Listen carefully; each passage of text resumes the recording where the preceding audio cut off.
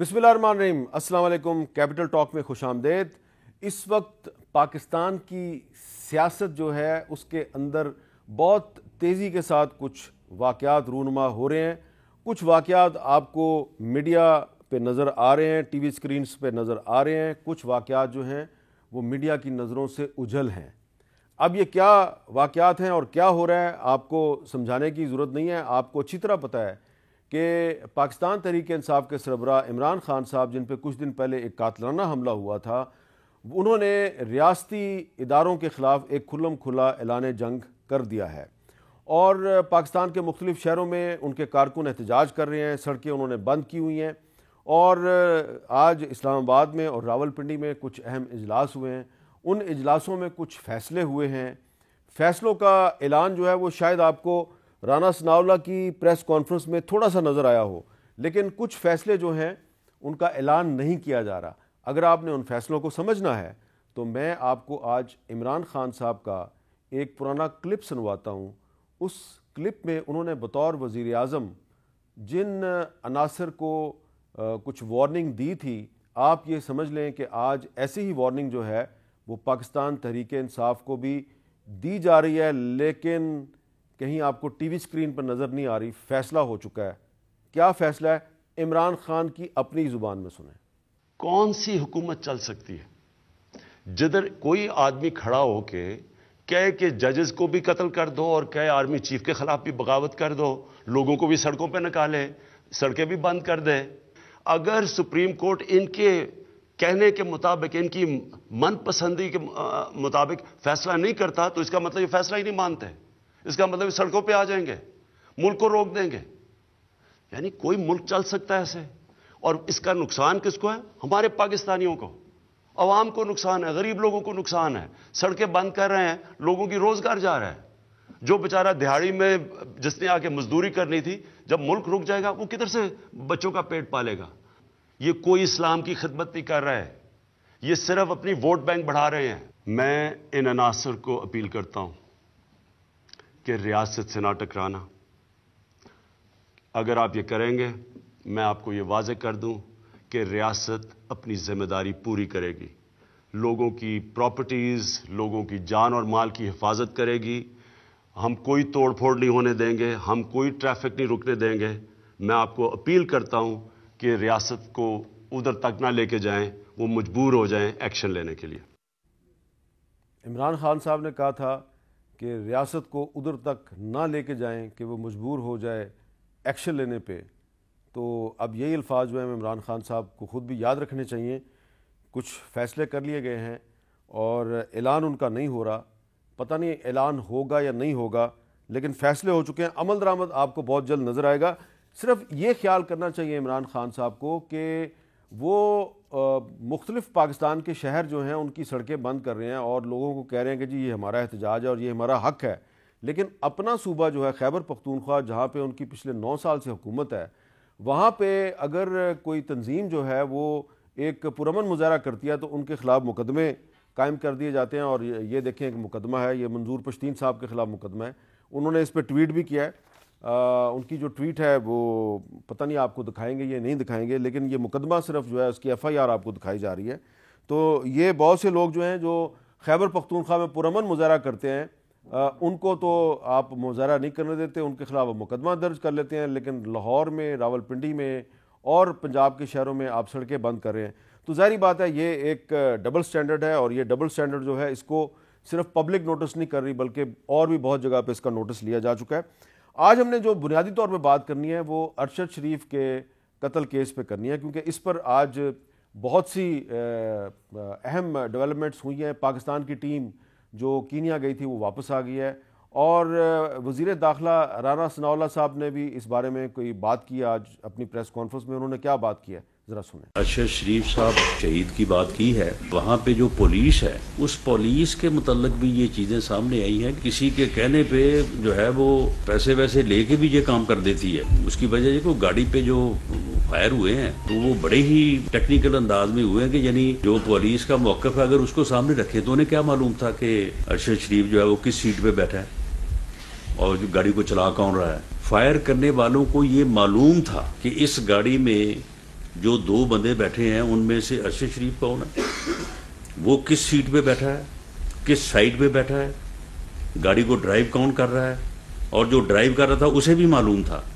کہ کس جگہ پہ کیا ہونا ہے اور اس نے کس طرح سے اپنے آپ کو جو ہے وہ سیو کرنا ہے. تو اس لیے بادی و نظر میں تو یہ کلائمیکس ہی لگتی ہے.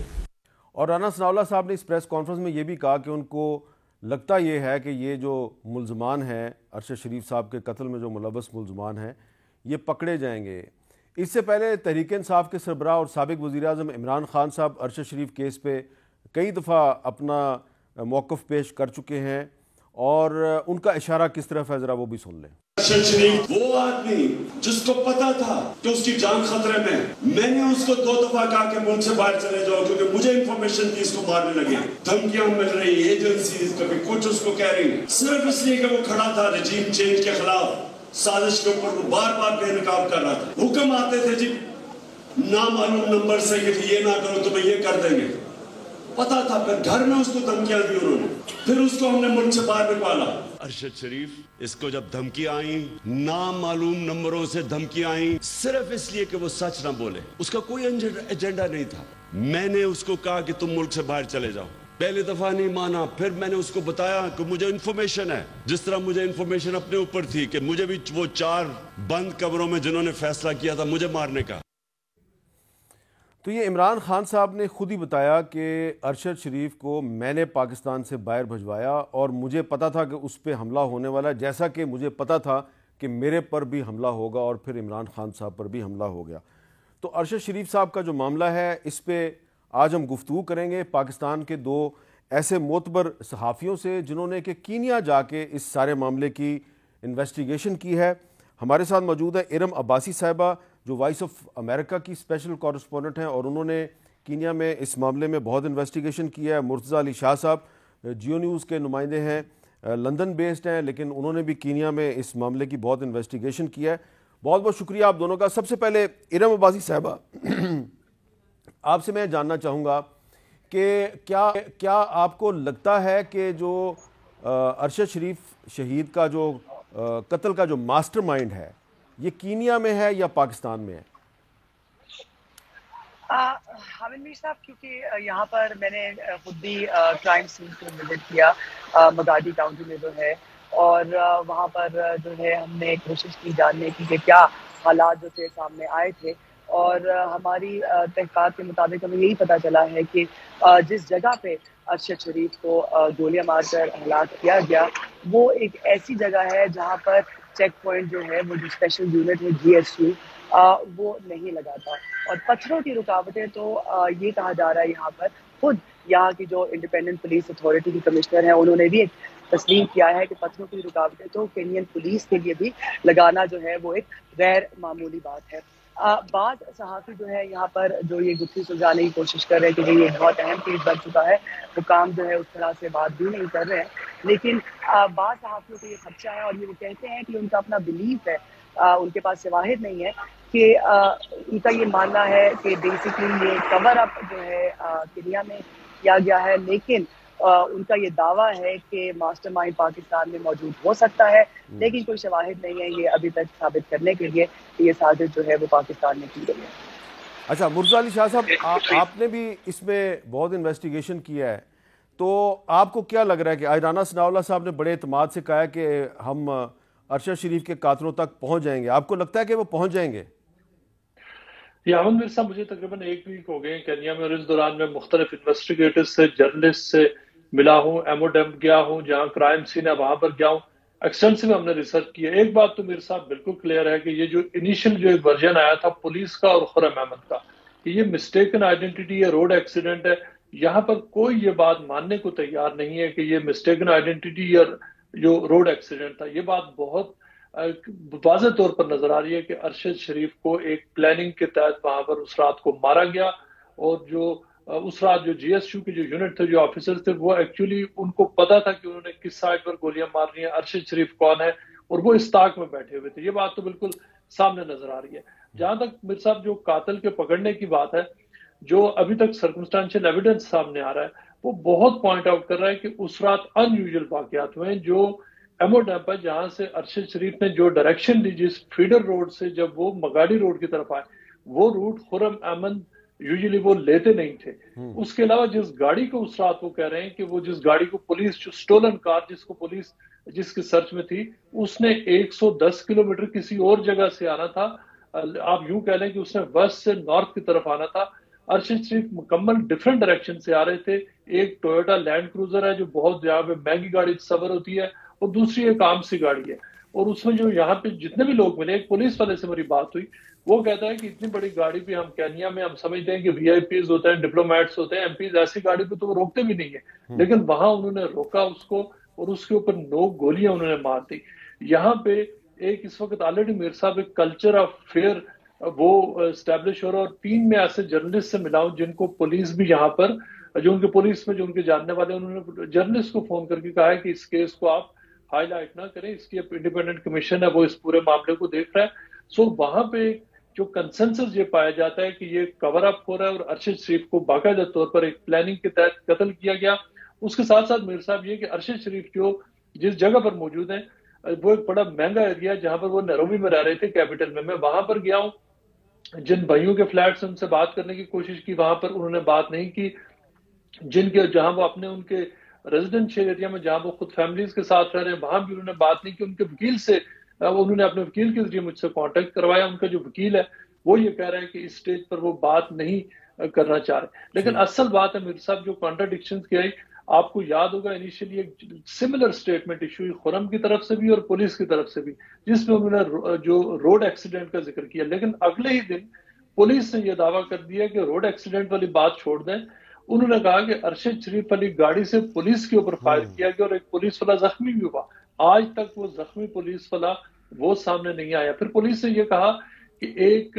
ڈگلس نامی شخص ہے جس نے اپنے پولیس کو رپورٹ کیا تھا کہ اس کا ڈینکن نامی بچہ ہے جو اس کی گاڑی لے کر بھاگ گیا. آج تک وہ جو ڈگلس نامی شخص اور اس کا بیٹا وہ سامنے نہیں آیا. اور کل پولیس نے مجھے یہ بتایا کہ وہ جو ڈگلس ہے اس نے کیس ہی اپنے بیٹے کے خلاف وڈرا کر لیا. لہٰذا ہم اس کے اوپر مزید کسی قسم کی بات نہیں کرنا چاہ رہے. لہٰذا جو میرے صاحب پولیس کی اب تک کی جتنے بھی تقریباً 2 ویکس ہو چکے ہیں پولیس نے مختلف اپنی اسٹیٹمنٹس کے اوپر یو ٹرن لیا ہے اور یہ بات بہت کلیئر نظر آ رہی ہے کہ پولیس نے ایکچولی جو پہلی اسٹیٹمنٹ تھی وہ بھی بڑی انہوں نے جلدی میں ایشو کی, دوسری بھی انہوں نے جلدی میں ایشو کی اور اب مکمل سائلنس ہے. اچھا ارم عباسی صاحبہ آپ کو جو پولیس کا ورشن ہے اس میں جو چینج آئی ہے اس کی کیا وجہ نظر آتی ہے؟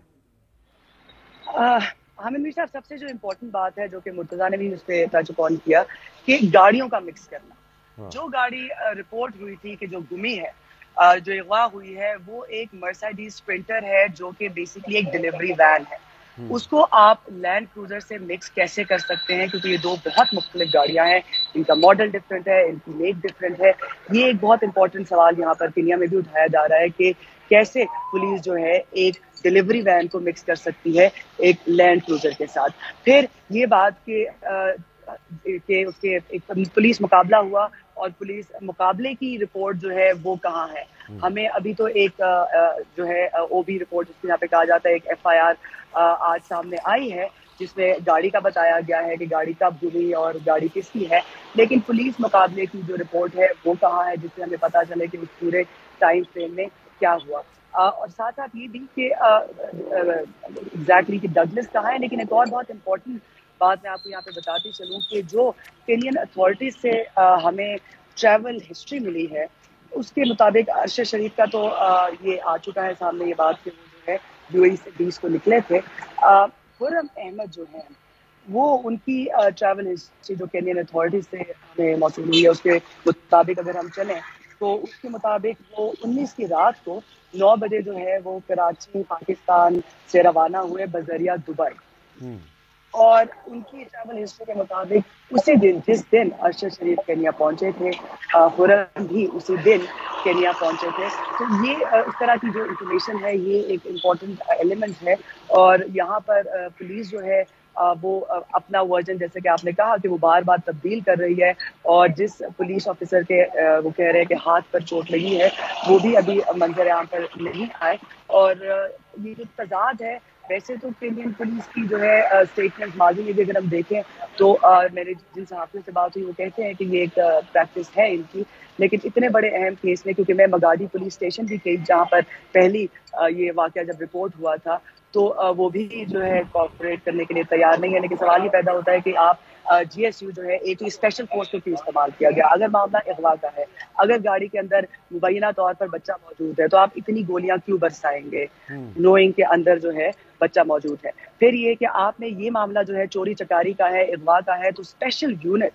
جو کہ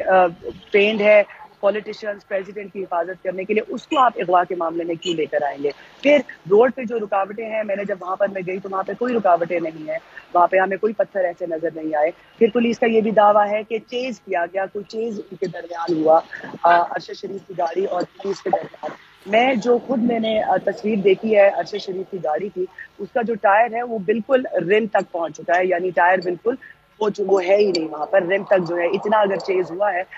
تو جب میں نے سیکیورٹی اینالسٹ سے یہاں پہ آج ملاقات کی اور ان کو یہ تصویر دکھائی کہ یہ گاڑی جو ہے اگر اس کا ٹائر بالکل چلا گیا اور وہ اتنے آگے تک، ان کا یہ کہتا کہ 100 مائلز تک ہو سکتا ہے کہ اس نے چیز کیا ہو، لیکن وہ نشانات کہاں ہیں؟ میں نے وہاں پہ بہت واک اراؤنڈ کیا جو کرائم سین ہے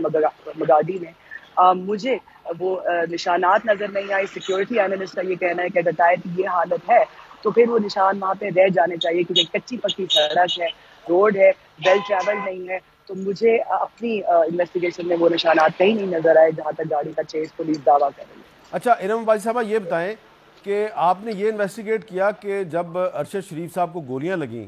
تو ان کے ساتھ جو ان کا میزبان تھا، ان کا ہوسٹ تھا خرم، وہ انہیں سیدھا ہاسپٹل لے جانے کی بجائے اپنے بھائی وقار کے پاس کیوں لے گیا؟ جی حامد صاحب، جب سے میں یہاں پر موجود ہوں میری بہت کوشش رہی ہے، کیونکہ یہ بھی ایک بہت اہم بات ہے کہ کہاں پر خرم بات نہیں کر رہے. انہوں نے اسٹیٹمنٹ تو دے دی، ان کے لائر سے میرا بھی رابطہ ہوا، لائر نے یہی کنفرم تو کیا میں موجود ہے اور وہ پورا جو ہے تعاون کر رہے ہیں یہاں پر اتھارٹیز کے ساتھ. پاکستان سے جو فیکٹ فائنڈنگ مشن آیا تھا ان کو بھی انہوں نے جو ہے ان سے بھی رابطہ کیا ہے اور سے بھی اسٹیٹمنٹ ان کو بھی اسٹیٹمنٹ دی ہے، لیکن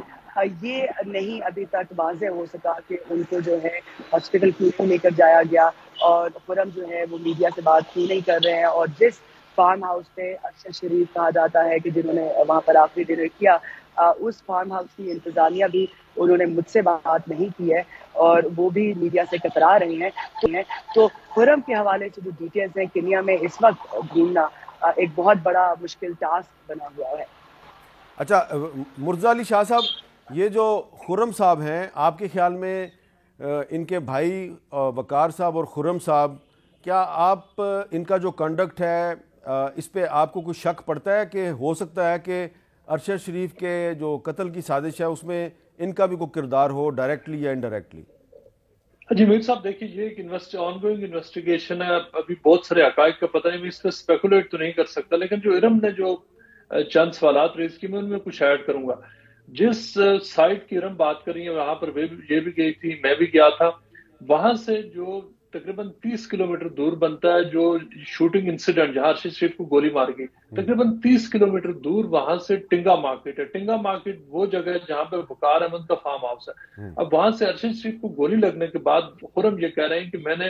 گاڑی کا، میر صاحب جو ٹائر ہے، جو رائٹ ٹائر ہے، وہ مکمل طور پر ایک ہائی ویلوسٹی فائر آرم سے اس پہ شوٹنگ ہوتی ہے، مکمل طور پہ برسٹ ہو چکا ہے. کہ ان کا دعویٰ یہ کہ 30 کلومیٹر تک انہوں نے گاڑی ڈرائیو کی اپنے بھائی کے فارم ہاؤس کی طرف، اور یہ کہ وہاں پر جا کر انہوں نے پھر دیکھا کہ ارشد شریف کی موت ہو چکی ہے. لیکن اس پورے جو رستہ ہے جو 30 کلومیٹر، اس کے درمیان میں میر صاحب ایک ڈسپنسری بھی ہے جو اس رات کھلی ہوئی تھی اس وقت. ایسا کوئی ایویڈنس سامنے نہیں آیا کہ خرم احمد نے پولیس کو کال کی یا کسی ایمرجنسی سروسز کو کہ ان کو میڈیکل ایڈ چاہیے، ایک انجرڈ پرسن ان کے ساتھ ہے. یہ ایک بہت بڑا سوال اٹھاتا ہے کہ انہوں نے وہاں سے، اچھا 2 ڈائریکشن جاتی ہیں جس میں دونوں سائڈز پہ ایکول ڈسٹنس پہ ڈسپنسریز ہے، وہ ڈسپنسریز میں نہیں گئے، اس طرف لے گئے. اور دوسرا یہ کہ اگر اس گاڑی کو اس سپاٹ پہ گولی لگ گئی تھی، اس کا تو وہ ٹائر مکمل طور پہ وہیں پہ فلیٹ ہو چکا تھا. 30 کلومیٹر انہوں نے گاڑی چلائی کیسے؟ اور پھر یہ کہ پولیس اگر ایک چیز کر رہی تھی، ڈھونڈ رہی تھی ایک اغوا شدہ گاڑی کو اور ایک ٹینکر کو، پولیس نے کسی بھی سٹیج پہ ابھی تک سامنے نہیں آیا کہ پولیس نے ایک جو فلیٹن ٹائر والی جو گاڑی ہے اس کا پیچھا کیا ہو یا انہوں نے خرم احمد کو چیز کیا ہو، نہیں بلکہ پولیس وہاں پر بہت دیر کے بعد جا کے انہوں نے پھر دعویٰ کیا کہ ہم نے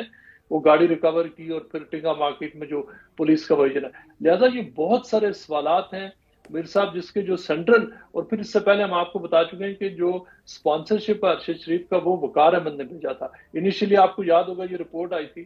کہ وہ آن ارائیول وہ ارشد شریف کینیا پہنچے تھے اور ان کو ویزا ملا تھا کہ وہ دبئی میں ایمرجنسی سے نکلے تھے، لیکن میں جب جو ہی پہنچا تھا پچھلے وینسڈے کو، اس کے بعد میں امیگریشن کی جو منسٹری ہے وہاں گیا. مجھے بعض لوگوں نے وہاں ایویڈنس دکھایا جو ظاہر کرتا ہے کہ ان کو ایک سپانسرشپ لیٹر تھا جو وقار احمد نے بھیجا تھا. لہٰذا اس پورا جو کھیل ہے اس میں جو اس وقت سوالات ہیں جو آپ میں پورے جرنلسٹ کمیونٹی ارشد شریف کی فیملی جاننا چاہ رہے ہیں وہ یہ ہے کہ یہ رول کیا ہے ایگزیکٹلی کہ ہوا کیا. چونکہ ارشد شریف کی جو وہاں پر موومنٹ تھی، جو فلیٹ جس کی میں نے آپ کو ویڈیوز بھیجی تھی جہاں پر وہ ریور سائڈ اپارٹمنٹ سے جہاں وہ ٹھہرے ہوئے تھے، وہ ایک بڑا پوش ایک اچھا مطلب وہ ایریا وہاں پہ کنسیڈر ہوتا ہے. وہاں سے 4 گھنٹے دور ایک رف ڈرائیو پہ ان کو لے جایا گیا ارشد شریف کو ایمو ڈمپ میں، جس سے واپسی کے اوپر ایک بالکل بیابان جنگل ہے. وہاں پر آپ ارم نے بھی وہاں پہ ٹریول کیا، یہ کنفرم کریں گے کہ بعض ایک آپ اس کو خطرناک ایریا کہہ سکتے ہیں کہ بالکل وہاں پر ایک آپ یوں کہہ لیں گے قبائلی ایریا ٹائپ کی جگہ جہاں پر شوٹنگ رینج ہے. لہٰذا اس پوری جو جگ سا ہے اس میں جو بہت سارے جو سوالات ہیں ان کے جوابات جو خرم اور وقار وہ دے سکتے ہیں. اس سٹیج پہ وہ بالکل انیسنٹ ہیں اس لیے کہ ابھی تک انکوائری چل رہی ہے، لیکن اس میں جو مختلف سوالات ہیں ان کے جوابات صرف ان کے پاس ہیں. لیکن ایک اور امپورٹنٹ بات میرے صاحب میں ایڈ کروں گا کہ ابھی تک جو چیزیں سامنے آئی ہیں اس سے یہ بڑا کلیئرلی واضح ہو رہا ہے کہ ارشد شریف کو نہیں پتا. ارشد شریف کا خیال یہ تھا کہ وہ بالکل سیکیور ہیں اور ان کی جو صرف چند لوگوں کو 2 سے 3 لوگوں کو پتا ہے کہ وہ کہاں پر ہے اور ان کی انفارمیشن لیک نہیں ہو رہی. لیکن وہاں میں ایک پاکستانی کمیونٹی کے ایک بندے سے بھی ملا ہوں جس نے بتایا کہ ان کو پتا تھا کہ ارشد شریف جہاں پر ہیں اور انہوں نے ان کو ایک مارکیٹ میں بھی وہاں پہ جو ڈائمنڈ پلازا ایک مارکیٹ ہے اس ایریا میں انہوں نے ان کو دیکھا تھا. اس کے علاوہ جو دونوں بھائی جنہوں نے ان کو وہاں پہ رکھا ہوا تھا یہ بات بھی سامنے آ رہی ہے کہ وہ انہوں نے مختلف لوگوں کے ساتھ یہ بات شیئر کی تھی ارشد شریف کی لوکیشن کیا ہے اور ارشد شریف کی موومنٹ کے حوالے سے. وہاں پہ اب یہ پکچر سامنے آ رہی ہے کہ کئی لوگوں کو پتا تھا. لہٰذا اگر ایک ایسا بندہ جو کہ جنونلی جس کو اپنی زندگی کا خطرہ تھا جو کہ ارشد شریف کو تھا اور انہوں نے اس حوالے سے جو ایک اپلیکیشن بھی موو کی تھی پریزیڈنٹ آف پاکستان کو، تو ارشد شریف کو شاید اندازہ نہیں تھا کہ ان کے اوپر ایکچولی جو ان کی موومنٹس ہیں ان کی لوکیشن ہے اس کو دیگر پارٹیز کو بھی ڈسکلوز کیا جا رہا ہے. جی یہاں پہ ہم ایک بریک لیتے ہیں اور بریک کے بعد ارم عباسی اور مرتضی علی شاہ سے ہماری گفتگو جاری رہے گی. Welcome back. ہم وائس آف امریکہ کی نمائندہ ارم عباسی اور مرتضی علی شاہ صاحب سے بات کر رہے ہیں جنہوں نے کہ ارشد شریف قتل کیس کے سلسلے میں کینیا میں جا کے بہت تھورو انویسٹیگیشن کی ہے. اچھا ارم عباسی صاحبہ، آپ کیونکہ وہاں پہ خود یہ انویسٹیگیشن کر رہی ہیں، آپ نے پولیس سے بھی رابطہ کیا ہوگا اور بھی آفیشلز کے ساتھ آپ کا رابطہ ہوا ہے، آپ کو کیا فیلنگ آ رہی ہے کہ کیا جو کینین پولیس اور اتھارٹیز ہیں وہ ارشد شریف مرڈر کیس کے بارے میں انفارمیشن شیئر کرنے پر وہ کمفرٹیبل ہیں، وہ آپ کے ساتھ کمفرٹیبلی انفارمیشن شیئر کرتے ہیں، یا جس طرح بہت سے لوکل جرنلسٹ جو ہیں کینیا کے انہوں نے ہمیں بتایا کہ ان کو ڈسکریج کیا جاتا ہے، تو آپ کو بھی ڈسکریج کیا گیا ہے؟ بالکل ہمیں جتنے بھی مطلب میں لاسٹ تھرسڈے کو یہاں پر پہنچی تھی اور تب سے لے کر اب تک میں نے پولیس چیف اسپوکس پرسن مگادی کے جو چیف ہیں ان سے میری آف دا ریکارڈ بات ہوئی اور انہوں نے یہی کہا کہ دیکھیے یہ معاملہ بہت حساس ہو گیا ہے تو میں آپ کو اس پر کچھ نہیں دے سکتا. انہوں نے یہ کہا دعویٰ کیا کہ وہ ہاسپٹل میں تھے جہاں پر اس مبینہ پولیس مقابلے میں ایک پولیس افسر کے ہاتھ میں گولی لگی. انہوں نے وہ دیکھا تو میں نے ان سے جب نام پوچھا تو انہوں نے کہا کہ نہیں میں یہ نہیں آپ کو بتا سکتا. جب میں مورچری بھی گئی جہاں پر ان کا ارشد شریف کا پوسٹ مارٹم رپورٹ جو ہے وہ آئی تھی، وہاں جنہوں نے پوسٹ مارٹم رپورٹ تو نہیں جو اپنی اسٹیٹمنٹ میڈیا کے ساتھ شیئر کی تھی، تو ایون ان کے چیف پیتھولوجسٹ بھی ہم سے بات کرنے سے کترا رہے ہیں.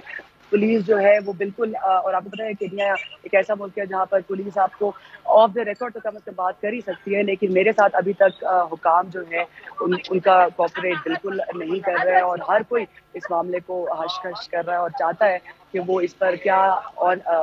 بیسکلی آن دا ریکارڈ کیا آف دا ریکارڈ بھی بات کرنے سے کترا رہے ہیں. اور صحافی کتنے صحافی ہیں جن کو میں نے، کیونکہ میں ٹی وی پروگرام کے لیے اس کو کرنے کی کوشش کر رہی تھی، تو اس کے لیے بھی انہوں نے بہت سارے صحافیوں نے हेलो जी जी जी जी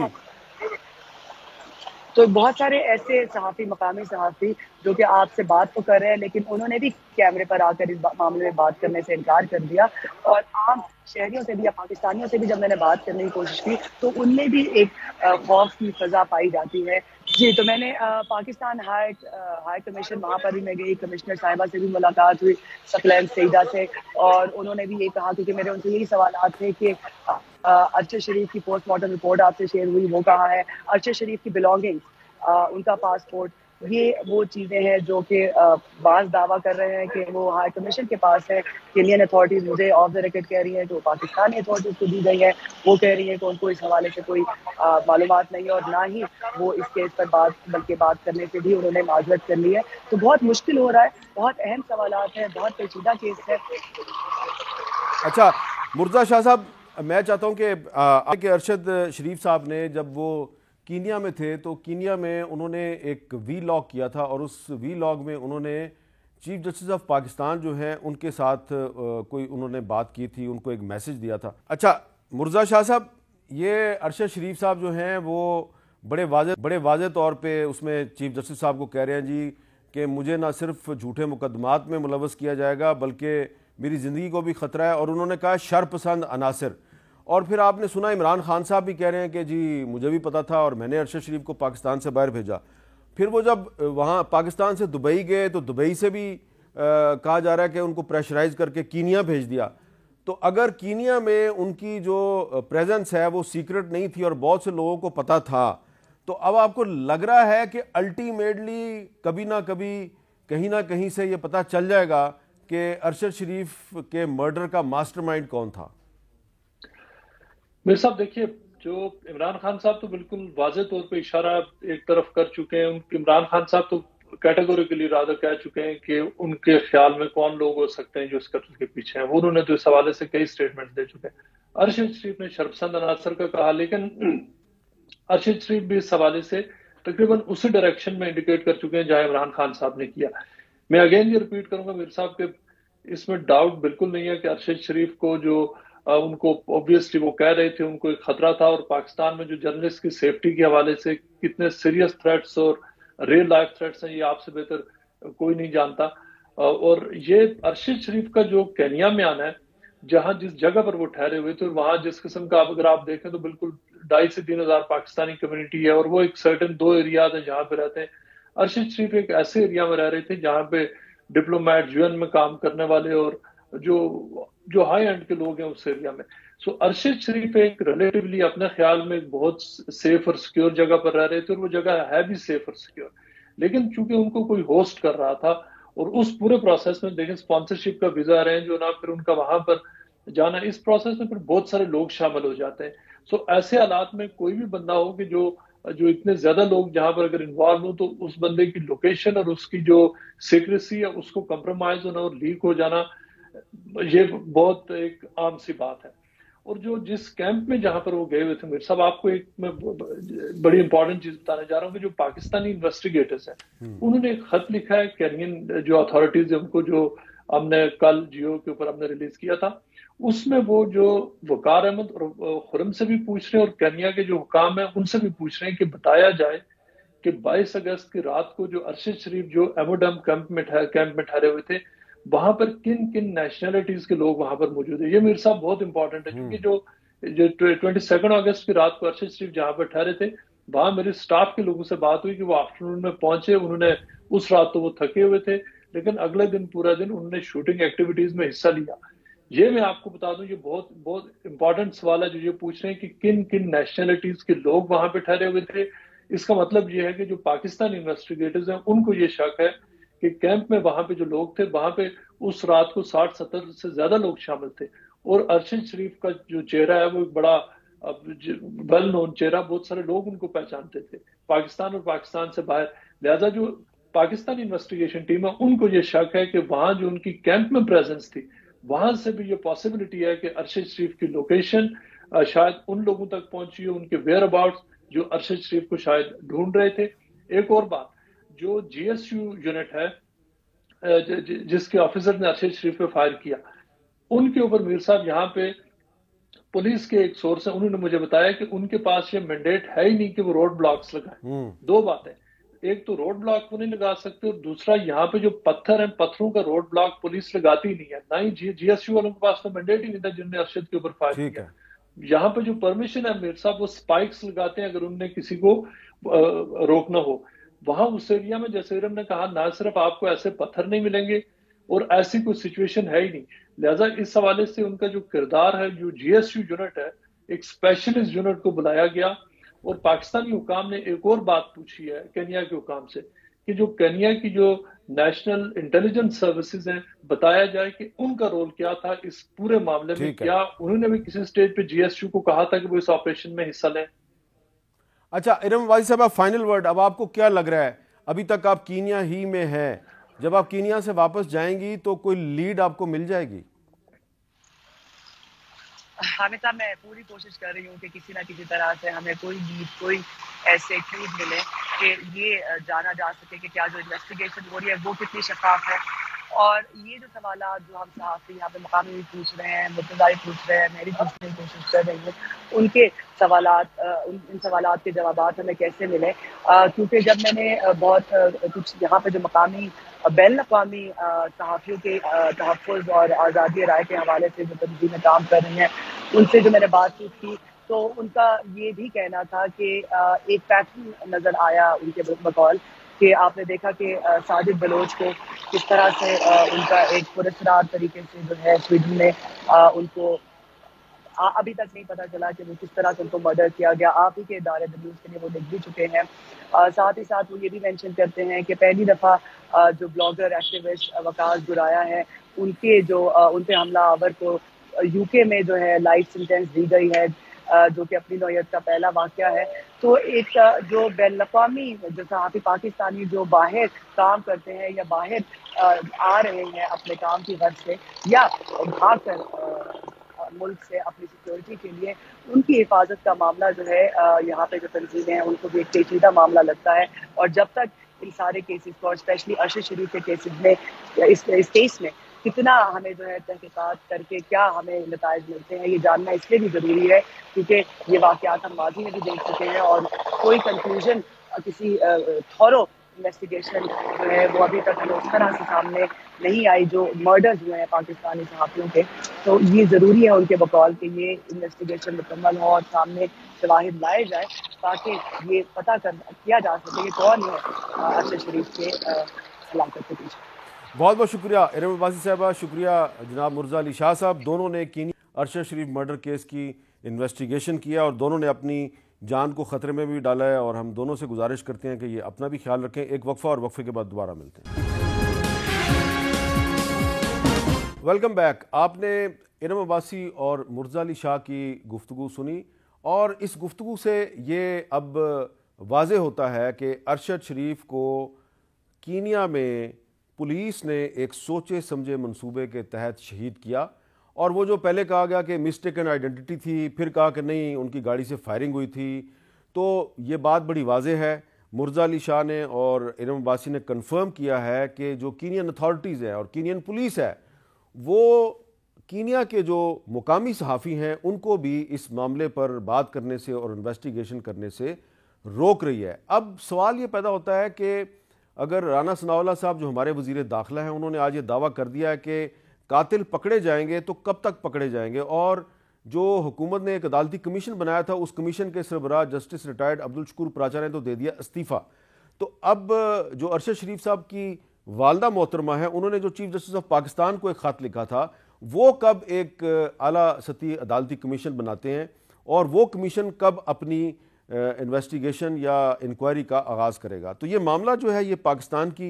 रियासत के लिए एक बहुत बड़ा चैलेंज है, और अगर ये चैलेंज जो है इसका रियासती इदारों ने सामना ना किया और अरशद शरीफ के कातलों को सामने ना लेके आए, तो ज़ाहिर बात है फिर तो जो इमरान खान साहब का नैरेटिव है वो नैरेटिव ही अवाम के लिए काबिल कबूल होगा और अवाम यही समझेंगे कि अरशद शरीफ जो है उसने किसी ताकतवर शख्स की अथॉरिटी को चैलेंज किया तो उसको मरवा दिया गया। लेकिन अगर आप चाहते हैं कि ये जो नैरेटिव है ये गलत साबित हो जाए, तो फिर आपको सबूत के साथ अरशद शरीफ के जो असली कातिल हैं उनको पकड़ के सामने लाना होगा। और इमरान खान साहब जो हैं وہ بھی آج کل یہ دعوے کر رہے ہیں کہ ان کو ارشد شریف کے قتل اور اپنے خلاف جو سازش ہے اس کا پتہ چل جاتا ہے، اس لیے کہ ریاستی اداروں میں ان کے کچھ سورسز ہیں۔ عمران خان صاحب واضح طور پہ یہ کہہ رہے ہیں کہ انٹیلیجنس ایجنسیز کے اندر کچھ لوگ ہیں جو ان کو خبریں دے رہے ہیں، تو اگر وہ اندر سے آپ کو خبریں دے رہے ہیں اور بقول آپ کی خبریں صحیح بھی ثابت ہو رہی ہیں، تو پلیز ارشد شریف جو ہیں انہوں نے اپنی جان جو ہے وہ ان دی لائن آف ڈیوٹی قربان کیا ہے، کم از کم ان کے قاتلوں کے بارے میں کوئی خبر جو ہے وہ ان کی فیملی کو دے دیں، کسی میڈیا پرسن کو دے دیں، یا جو کمیشن بن رہا ہے اسی کو دے دیں، کسی کو تو دے دینا۔ وہ جو 2 رکنی کمیٹی ہے اگر وہ آپ سے رابطہ کرے تو اسی کو بتا دیں۔ لیکن اگر آپ صرف یہ کہیں گے کہ میرا ایجنسیوں کے اندر لوگوں سے رابطہ ہے لیکن خبر میں کسی کو نہیں بتاؤں گا، تو پھر یہ بھی کہا جا سکتا ہے کہ ایجنسیز کے اندر کچھ عناصر شاید آپ کو استعمال کر رہے ہیں۔ تو ایجنسیوں کا سہولت کار بننا نہ پہلے کبھی کسی کے فائدے میں تھا، نہ آئندہ کسی کے فائدے میں ہوگا۔ اجازت دیجیے، اللہ حافظ۔